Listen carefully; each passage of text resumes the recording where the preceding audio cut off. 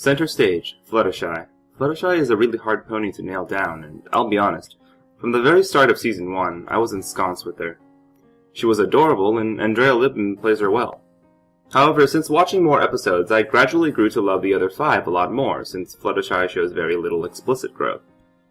Various videos that I had watched on YouTube discussing her character, specifically Tommy Oliver's content, whose videos I personally hold in a fairly high regard, did not help my perception of Fluttershy. Fluttershy is by no means a worthless pony, yet in a lot of my videos I speak of her somewhat negatively and portray her as a flat foil to the more dynamically written characters. Today I'll be trying to explore her character and her assets without the lens tint of my favoritism towards the other 5. So let's start examining her character. Fluttershy is a shy Pegasus whom I project to be the oldest of the group. I think that this is a reasonable assumption to make.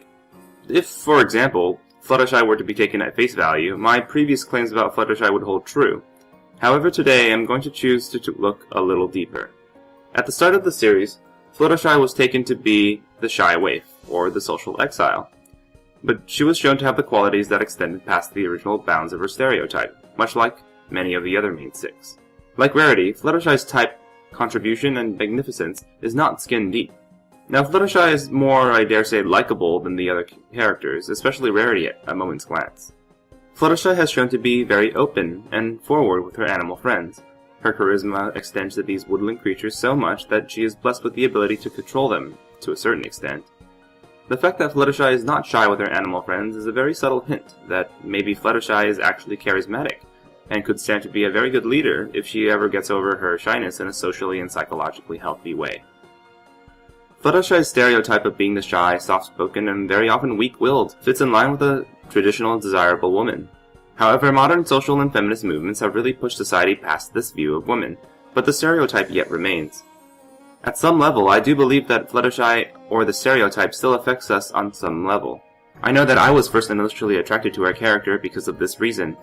Now, it's important to note that this attraction is not sexual, but empathetic and may even be chivalric in nature. Fluttershy being the character that she is instills a sense of pride, or as previously mentioned, chivalry in the rest of the main 6. Pinkie Pie once noted that she would never pull a prank on Fluttershy, since Fluttershy wouldn't be able to handle it. Now, whether or not Pinkie knew this herself, she took such liberties with Gilda, even without knowing Gilda's true character. What do these claims mean for Fluttershy? Well, to think about it this way, a character like Fluttershy functioning as being regaled as a hero means that it's okay to be this type of woman, or person.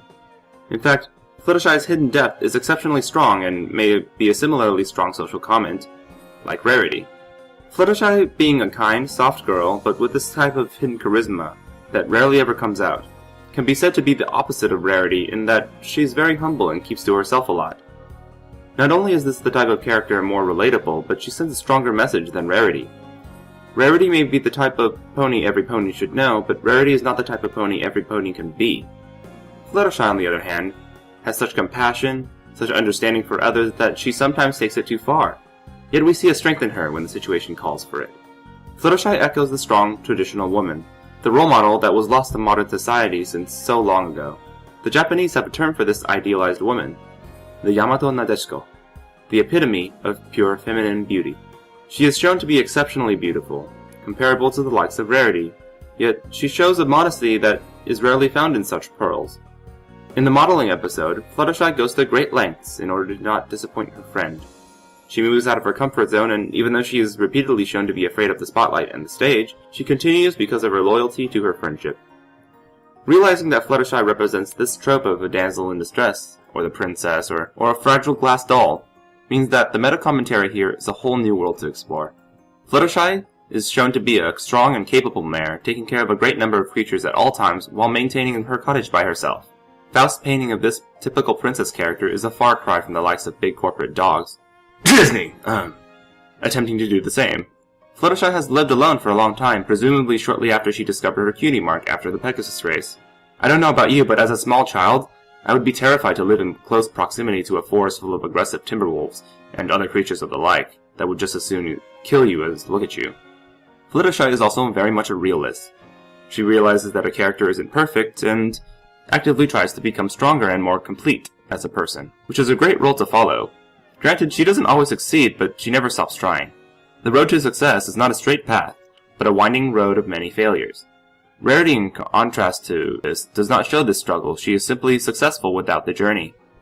We never see the blood, sweat, and tears of Rarity trying to provide for her people, provide for herself, and monetary problems. Thanks for watching, and see you guys next week with Twilight Sparkle.